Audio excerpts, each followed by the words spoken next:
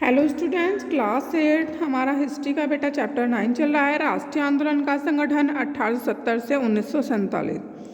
इसमें हमने ना इससे पहले भाई इनके बारे में पढ़ा था, भाई भगत सिंह के बारे में भी पढ़ा है ना, जनता के महात्मा गांधी के बारे में पढ़ा था, और है ना 1922-1929 की घटनाओं के बारे में हम इससे पहले है ना वीडियो में पढ़ चुके हैं। इस वीडियो में बेटा हम स्टार्ट करेंगे दांडी मार्च। दांडी मार्च किसके द्वारा किया गया था? महात्मा गांधी जी के द्वारा किया गया था। वो कहते हैं है ना, कहाँ से यहाँ से स्टार्ट है, पूर्ण स्वराज अपने आप आने वाला नहीं है। भाई सीधी बात, अगर आपको स्वतंत्रता चाहिए तो वो अपने आप थोड़ी आएगा, उसके लिए आपको संघर्ष करना पड़ेगा, है ना, उसको कुछ करना अपना मतलब आपको संघर्ष पाने के स्वतंत्रता पाने के लिए संघर्ष करना पड़ेगा। इसके लिए लोगों को लड़ाई में उतरना था। 1930 में गांधी जी ने ऐलान किया कि वह नमक कानून तोड़ने के लिए यात्रा निकालेंगे। तो उन्होंने क्या किया कि भाई वहाँ पर क्या था कि ब्रिटिश गवर्नमेंट के द्वारा लोगों से नमक पर भी क्या था, कर वसूल किया जाता था। तो कहते थे कि हम ना नमक कानून को तोड़ने के लिए एक यात्रा निकालेंगे। उस समय नमक के उत्पादन और बिक्री पर सरकार का एकाधिकार था। एकाधिकार मतलब किसका कंट्रोल था? सरकार का कंट्रोल था, एकाधिकार था। महात्मा गांधी और अन्य राष्ट्रवादियों का कहना था कि नमक पर टैक्स वसूलना पाप है। भाई जो राष्ट्रवादी हैं वो क्या मानते थे? भाई गवर्नमेंट क्या करती थी, नमक पर नमक वो कहाँ से बना रहे? इंडिया से ही बन रहा है, और इसी पर क्या लगा रहे? भारतीय लोगों से क्या लिया जा रहा है? टैक्स लिया जा रहा है, क्योंकि ये हमारे भोजन का एक बुनियादी हिस्सा है। भाई सीधी बात है ना, बिना नमक के खाने में स्वाद आएगा? नहीं आएगा। तो ये एक बुनियादी हिस्सा है। नमक सत्याग्रह ने स्वतंत्रता की व्यापक चाह को लोगों की एक खास शिकायत सभी से जोड़ दिया था। भाई वो कहते हैं जो नमक सत्याग्रह था, स्वतंत्रता की क्या थी? एक व्यापक चाह को है लोगों की एक खास शिकायत सभी से जोड़ दिया था, और इस तरह अमीरों और गरीबों के बीच मतभेद पैदा नहीं होने दिया। भाई सभी इसमें चाहे कोई अमीर हो चाहे गरीब हो, सभी ने मिलकर क्या किया? उनका साथ दिया। गांधी जी और उनके अनुयायी साबरमती से 240 किलोमीटर दूर स्थित दांडी तट है ना पैदल चलकर गए, और वहाँ उन्होंने तट पर बिखरा नमक इकट्ठा करते हुए नमक कानून का सार्वजनिक रूप से क्या किया? उल्लंघन किया। कि गांधी जी ने क्या किया था? गांधी जी जो उनके अनुयायी थे, फॉलोवर्स थे, उनके साथ मिलकर कहाँ? साबरमती से 240 किलोमीटर की दूरी पर दांडी तट पर क्या गए? पैदल चलकर गए, और वहाँ पर जो भाई तट पर नमक बिखरा हुआ था उसे क्या किया? इकट्ठा किया। तो जाहिर है कि इन्होंने क्या किया? सार्वजनिक रूप से उसका उल्लंघन, नमक कानून का उल्लंघन किया है। पिक्चर में करते हैं ना, दिखाया जा रहा है महात्मा गांधी प्राकृतिक नमक इकट्ठा करते हुए नमक कानून की अवहेलना कर रहे। दांडी जो ये दांडी मार्च है कब हुआ था? 6 अप्रैल 1930 में किया गया है, हुआ था। स्वतंत्रता संघर्ष में महिलाएं कर्नाटक की अम्बाबाई, भाई सीधी बात है, जब संघर्ष होने लगा स्वतंत्रता पाने के लिए, उसमें ओनली पुरुष ही नहीं थे, है ना, महिलाएं भी है ना हिस्सा ले रही थी। राष्ट्रीय आंदोलन में अलग अलग पृष्ठभूमि वाली बहुत सारी महिलाओं ने क्या किया है ना, अलग अलग पृष्ठभूमि वाली बहुत सारी महिलाओं ने हिस्सा लिया। युवा और वृद्ध, अकेली और विवाहित, ग्रामीण और शहरी, रूढ़िवादी, उदारवादी, सभी तरह के माहौल से आने वाली महिलाएं आंदोलन में शामिल हुई। स्वतंत्रता संघर्ष, महिला आंदोलन और उनके लिए भी एक जिम्मेदारी इनके लिए भी यह हिस्सेदारी बहुत महत्वपूर्ण थी। उसी में यही है कि संघर्ष में ओनली मेल है, फीमेल भी है, चाहे वो गांव की है चाहे वो शहर की है, रूढ़िवादी, उदारवादी है ना, वह वृद्ध है, अकेली है, विवाहित है, इन सभी ने मिलकर क्या लिया? बढ़ चढ़ कर आगे अपना हिस्सा लिया। अंग्रेज अफसरों और भारतीय राष्ट्रवादी दोनों को अलग है ना, दोनों को लगता था कि महिलाओं की सहभागिता ने राष्ट्रीय संघर्ष को जबरदस्त ताकत दी।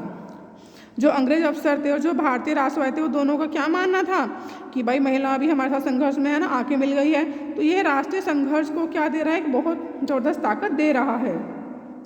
स्वतंत्रता आंदोलन में हिस्सेदारी के कारण महिलाएं घरों से बाहर आने लगी थी। इसने उन्हें विभिन्न व्यवसायों व शासन में जगह दिलाई और पुरुषों के साथ समानता का मार्ग प्रशस्त किया।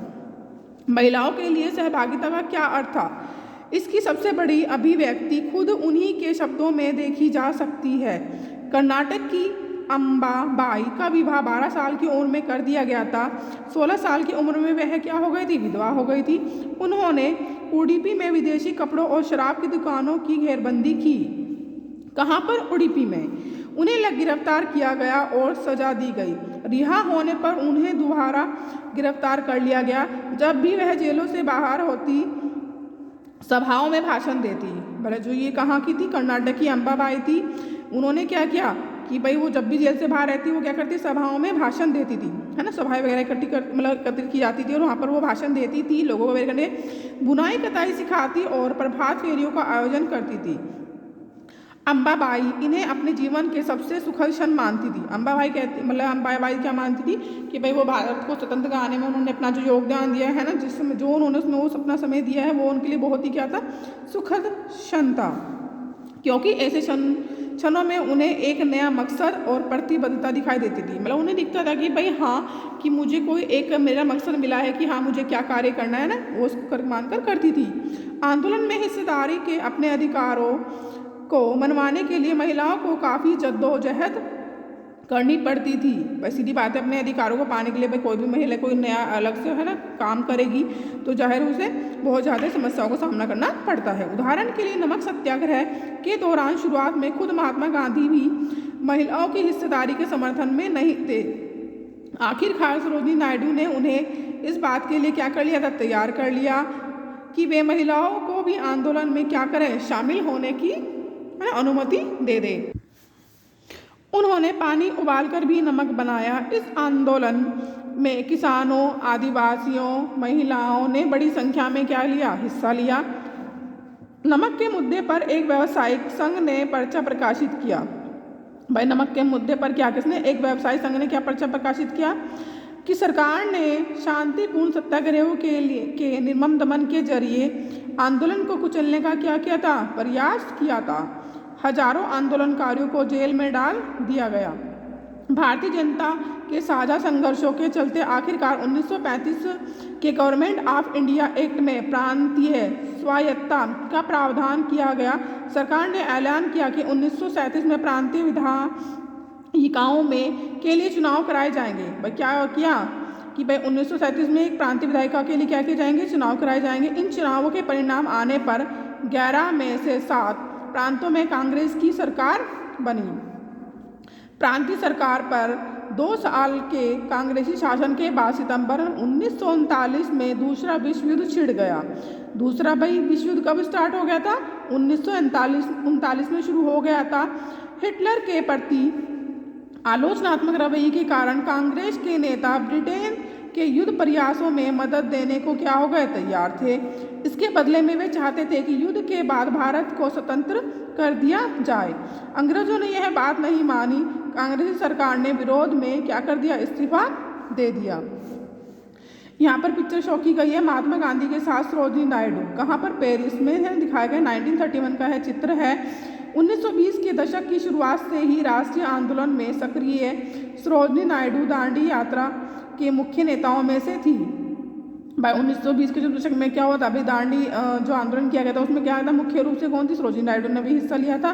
भारतीय राष्ट्रीय कांग्रेस के अध्यक्ष पद पर पहुंचने वाली वह पहली भारतीय महिला थी। अगर आपसे पूछा जाए कि भाई भारतीय राष्ट्रीय कांग्रेस के अध्यक्ष पद पर पहुंचने वाली पहली महिला कौन थी, सरोजिनी नायडू थी। फिर वीर लखन नायक को फांसी दे दी गई, है ना। 30 के दशक में नवरंगपुर कांग्रेस उड़ीसा के अध्यक्ष बाजी मोहम्मद लिखते हैं कि 25 अगस्त 1942 को 19 लोग नवरंगपुर में स्थित पंपरंदी में हुई पुलिस फायरिंग में मौके पर ही मार दिए गए। बहुत सारे लोग बाद में घावों के कारण मर गए। 300 से ज़्यादा घायल हुए। 1000 से ज़्यादा को कोरापुट जिले की जेल में डाल दिया गया। कई को गोली मार दी गई, फांसी पर लटका दिया गया। वीर लखन नायक अंग्रेजों की अवहेलना करने वाले एक विख्यात जनजातीय नेता थे। उनको क्या कर दिया, फांसी पर लटका दिया गया। बाजी हमें बताते हैं कि लखन नायक अपनी फांसी के बारे में चिंतित नहीं थे, बल्कि उन्हें केवल इस बात का दुख था कि वे स्वतंत्रता का प्रभाव नहीं देख पाएंगे। बाजी मोहम्मद ने राष्ट्रीय संघर्ष में शामिल होने के लिए 20,000 लोगों को लामबंद किया था। उन्होंने कई बार सत्याग्रह किया। उन्होंने दूसरे विश्व युद्ध के खिलाफ हुए विरोध और भारत छोड़ो आंदोलन में हिस्सा लिया। कई बार लंबे समय तक कहाँ रहे, जेल में भी रहे। प्रांतीय स्वायत्तता क्या होता है, संघ के भीतर रहते प्रांतों को तुलनात्मक रूप से स्वतंत्र निर्णय लेने की क्षमता देना। भाई कहाँ संघ के अंदर, भाई जहाँ पे जो लोग रहते हैं, है ना, प्रांतों को तुलनात्मक रूप से स्वतंत्र पक्ष से क्या ले सकते हैं, निर्णय वो ले सकते हैं। भारत छोड़ो और उसके बाद, है ना, इसमें दिखाया गया महात्मा गांधी ने दूसरे विश्व युद्ध के बाद अंग्रेजों के खिलाफ आंदोलन का नया चरण शुरू किया। भाई जब सेकेंड वर्ल्ड वार के बाद महात्मा गांधी ने किसके, अंग्रेजों के, है ना, खिलाफ एक नया चरण शुरू किया। उन्होंने अंग्रेजों को चेतावनी दी कि वे फौरन भारत छोड़ दें। गांधी जी ने भारतीय जनता से आह्वान किया कि वे करो या मरो के सिद्धांत पर चलते हुए अंग्रेजों के विरुद्ध अहिंसक ढंग से संघर्ष करेंगे। गांधी जी और अन्य नेताओं को फौरन जेल में डाल दिया गया। भाई किन किन लोगों को, गांधी जी और जो दूसरे नेता थे उनको जेल में डाल दिया। क्यों? क्योंकि वो उनके अंग्रेज अपनी वॉइस को क्या कर रहे थे, उठा रहे थे। इसके बावजूद यह आंदोलन फैलता गया। किसान और युवा इस आंदोलन में बड़ी संख्या में शामिल हुए। विद्यार्थी अपनी पढ़ाई लिखाई छोड़कर क्या करने लगे, आंदोलन में कूद पड़े। देश भर में संचार राजसत्ता के प्रतीकों पर क्या हुए, हमले हुए। बहुत सारे इलाकों में लोगों ने अपनी सरकार का गठन कर लिया। सबसे पहले अंग्रेजों के बर्बर दमन का रास्ता अपनाया। भाई जो अंग्रेज द्वारा उनके साथ बहुत ही, है ना, दुर्व्यवहार किया जाता था, है ना, उसका दमन, उसको खत्म करने का रास्ता अपनाया। 1943 के अंत तक 90,000 से ज़्यादा लोग क्या कर लिए गए, गिरफ्तार कर लिए गए और लगभग 1,000 लोग पुलिस की गोली से क्या करे गए, मार दिए गए। बहुत सारे इलाकों में हवाई जहाज़ों से भी भीड़ पर गोलियां बरसाने के आदेश दिए गए, परंतु आखिरकार इस विद्रोह ने ब्रिटिश राज को घुटने टेकने के लिए क्या कर दिया था, मजबूर कर दिया था। चित्र 14 में, है ना, दिखाया गया है क्या, भारत छोड़ो आंदोलन। अगस्त 1942 प्रदर्शनकारी हर जगह पुलिस से लोहा ले रहे थे। हजारों लोग गिरफ्तार हुए, हजारों से ज़्यादा मारे गए और असंख्य लोग क्या हुए, घायल हुए। लेकिन उन्होंने अपने संघर्ष को नहीं छोड़ा। बोस और INA, है ना, ये पिक्चर दिखाई गई सुभाष चंद्र बोस की है। वो क्या बता रहे हैं बेटा जी, समाजवादी विचार रखने वाले आमूल परिवर्तनवादी राष्ट्रवादी सुभाष चंद्र बोस अहिंसा के गांधीवादी आदर्शों में विश्वास नहीं रखते थे। मतलब वो क्या करते थे कि भाई अहिंसा के गांधीवादी आदर्शों में वो विश्वास नहीं रखते थे। हालांकि राष्ट्रपिता के रूप में गांधी जी का सम्मान करते थे। जनवरी 1941 में उन्होंने बिना किसी को बताए कलकत्ता छोड़ दिया और जर्मनी के रास्ते होते हुए सिंगापुर पहुंच गए। भारत को अंग्रेजों के नियंत्रण से मुक्त कराने के लिए उन्होंने वहां आज़ाद हिंद फौज, इंडियन नेशनल आर्मी का गठन किया।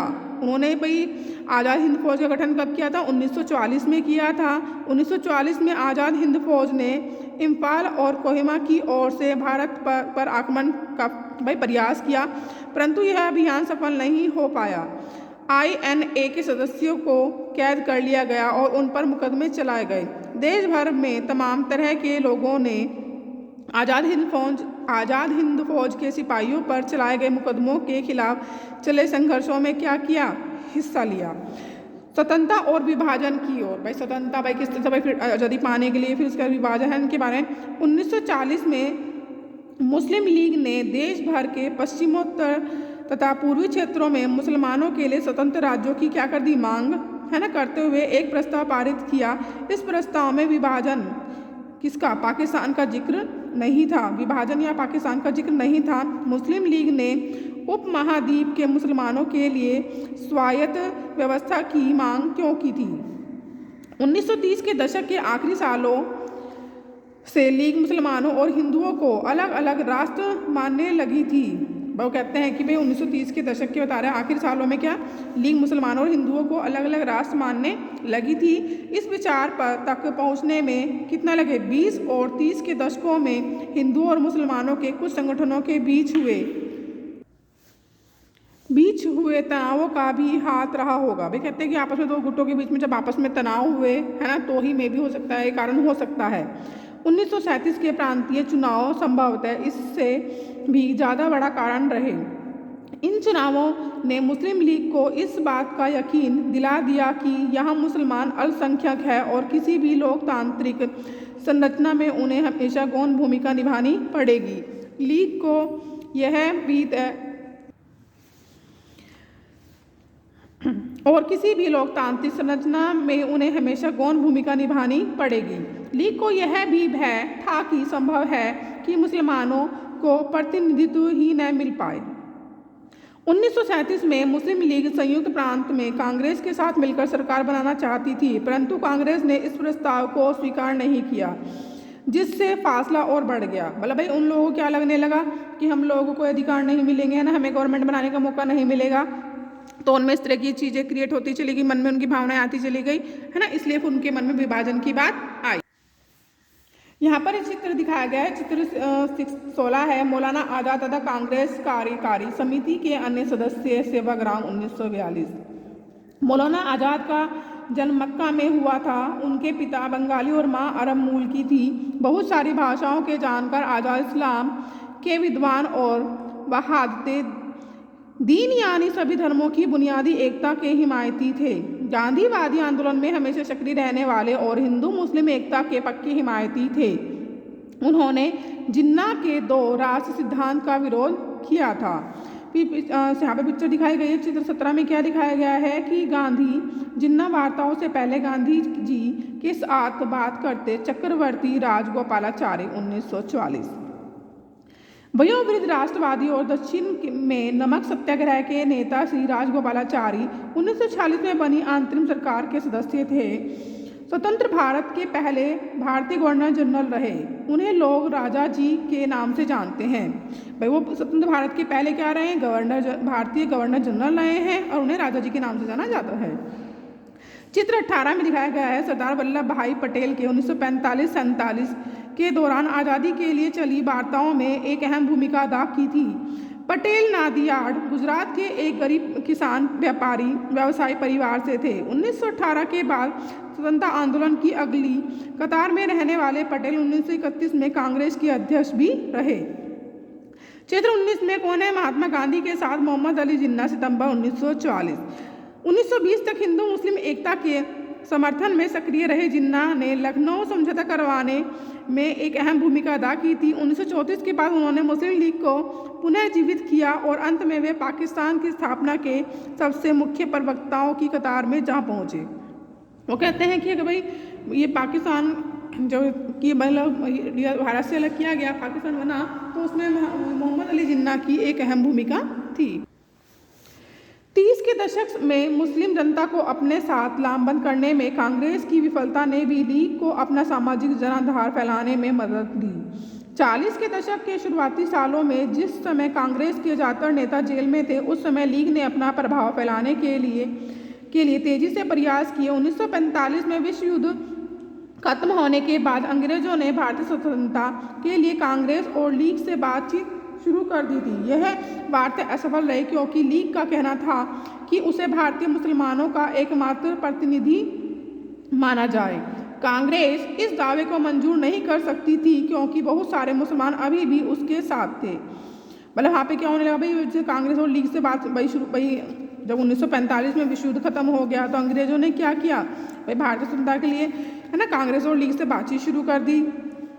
और यह बातचीत वार्ता क्या रही? असफल रही। क्यों? क्योंकि लीग का क्या कहना था कि जो भारतीय मुसलमानों का एकमात्र प्रतिनिधि माना जाए, है ना, तो वो कहते इसलिए उनके आपस में भाई विचारधारा नहीं मिल पाई। 1946 में दोबारा प्रांतीय चुनाव हुए। प्रांतीय चुनाव कब हुए थे? 1946 में हुए थे। सामान्य निर्वाचन क्षेत्रों में कांग्रेस का प्रदर्शन तो अच्छा रहा, परंतु मुसलमानों के लिए आरक्षित सीटों पर लीग को बेजोड़ सफलता मिली। लीग पाकिस्तान की मांग पर चलती रही। मार्च 1946 में ब्रिटिश सरकार ने इस मांग का अध्ययन करने और स्वतंत्र भारत के लिए एक सही राजनीतिक बंदोबस्त सुझाने के लिए 3 सदस्यीय परिसंघ भारत भेजा। इस परिसंघ ने सुझाव दिया कि भारत अविभाजित रहे और उसे मुस्लिम बहुल क्षेत्रों को कुछ स्वायत्तता देते हुए एक ढीले ढाले महासंघ के रूप में संगठित किया जाए।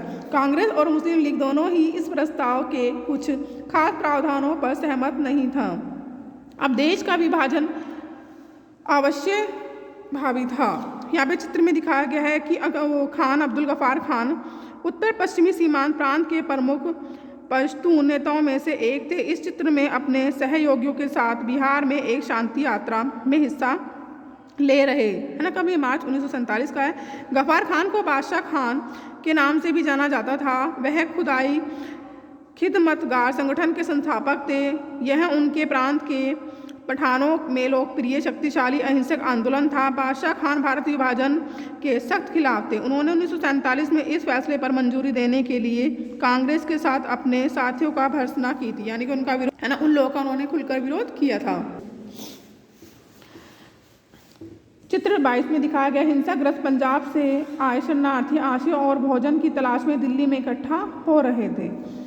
कैबिनेट मिशन की इस विफलता के बाद मुस्लिम लीग ने पाकिस्तान की अपनी मांग मंगवाने के लिए जन आंदोलन शुरू किए और फैसला लिया कि 16 अगस्त 1946 को प्रत्यक्ष कार्रवाई दिवस मनाने का आह्वान किया। इसी दिन कलकत्ता में दंगे भड़के जो कई दिनों तक चलते रहे। इन दंगों ने हजारों लोग मारे गए। मार्च 1947 तक उत्तर भारत के विभिन्न भागों में भी हिंसा फैल गई। कई लाख लोग मारे गए। असंख्य महिलाओं को विभाजन की इस हिंसा के अकथनीय अत्याचारों का सामना करना पड़ा। करोड़ों लोगों को अपने घर बार छोड़कर भागना पड़ा। अपने मूल स्थानों से बिछड़कर ये लोग रातों रात अजनबी जमीन पर शरणार्थी बन गए। विभाजन का यह नतीजा यह भी हुआ कि भारत की शक्ल सूरत बदल गई, उसके शहरों का माहौल बदल गया और एक नए देश पाकिस्तान का जन्म हुआ। इस तरह ब्रिटिश शासन के स्वतंत्रता का यह आनंद विभाजन की पीड़ा और हिंसा के साथ हमारे सामने आया। वो कहते हैं कि जब विभाजन हुआ था तो उसमें बहुत ज़्यादा ही क्या ना अहिंसा फैली, मतलब बहुत ज़्यादा हिंसा फैली और है ना लोगों का बहुत ही ज़्यादा दुर्व्यवहार किया गया। तो कहते हैं कि वो जो टाइम पीरियड था बहुत ही अकल्पनीय है, उसके बारे में कल्पना भी नहीं करनी चाहिए, बहुत ही कष्टकारक था। फिर यहाँ पे अफ्रीका में राष्ट्रवाद घाना का उदाहरण। 19वीं सदी के आखिर और 20वीं सदी के शुरुआत में बहुत सारे अफ्रीकी और एशियाई देशों में राष्ट्रवाद का उदय हुआ।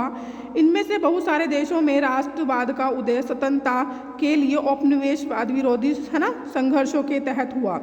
अफ्रीका में औपनिवेशिक शासन तानाशाही जैसा था। विदेशी शासकों के प्रतिनिधि के रूप में केवल मुखियाओं को ही शासन चलाने की किसको छूट जाती, भाई शासन ओनली कौन लोग करते थे, मुखियाओं के द्वारा ही शासन चलाने की छूट थी। फिर अफ्रीकियों के बारे में केवल गोरे प्रतिनिधियों वाली सभाएं कानून बनाती थी। भले वहाँ पे क्या था कि भाई रंग भेद नीति थी कि भाई गोरे लोगों का ही सारा कंट्रोल होता था है ना, उनकी गवर्नमेंट उनके द्वारा ही गवर्नमेंट बनाई जाती थी। काले लोगों को भी वहाँ पे अधिकार वगैरह नहीं होते थे। कम से कम दूसरे विश्व युद्ध के बाद तक अफ्रीकियों के पास निर्णय लेने या प्रतिनिधित्व की ताकत नहीं थी।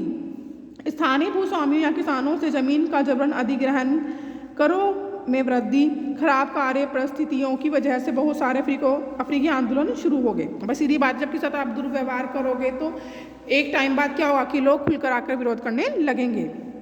1957 में घाना स्वतंत्रता पाने वाला उप सहारा अफ्रीका का पहला देश बना। इससे पहले उसे गोल्ड कोस्ट के नाम से जाना जाता था। यहाँ स्वतंत्रता आंदोलन का नेतृत्व नक्रूमा की कन्वेंशन पीपुल्स पार्टी कर रही थी। भाई कौन कर रही थी? कन्वेंशन पीपल पार्टी कर रही थी। घाना की जनता ने स्वतंत्रता के लिए हड़ताल, बहिष्कार और जन आंदोलन का रास्ता अपनाया। 1951 में कन्वेंशन पीपुल्स पार्टी को चुनावी में जबरदस्त सफलता मिली। इस पार्टी ने उस प्रणाली का विरोध किया जिसमें ब्रिटिश शासकों ने मुखियाओं को विधान सभाओं में अपने प्रतिनिधियों को भेजने का अधिकार दिया हुआ था। इस पार्टी ने अंग्रेजों पर दबाव डाला कि वे ऐसी विधानसभाएं जिसमें कोई मनोनीत या विशेष सदस्य न हो। 1954 में इस मांग को मान लिया गया। 1956 में एक नई विधान परिषद के लिए चुनाव हुए। कन्वेंशन पीपुल पार्टी ने इन चुनावों में सफलता पाई और इस तरह घाना के नाम से एक नव स्वाधीन राष्ट्र के निर्माण का मार्ग क्या हो गया, प्रशस्त हो गया। कि भाई उन लोगों ने मिलकर आंदोलन वगैरह किए है ना, अपने अधिकारों को पाने के लिए वो लड़ते रहे है ना, उनका विरोध करते रहे, उन्होंने अपनी पार्टी बनाई तो उन्हें फाइनली क्या मिल गई है ना, स्वाधीनता मिल गई। ठीक है बेटा, आपका ये चैप्टर कंप्लीट हो गया। आप इस चैप्टर को ध्यान से पढ़ेंगे है ना और इसको समझेंगे और इसमें से आप यहाँ मेन डेट्स वगैरह हैं वहाँ पर उस पर आप अंडरलाइन करेंगे और उस आप अपनी नोटबुक में नोट करेंगे। ठीक है बेटा, टेक केयर, बाय।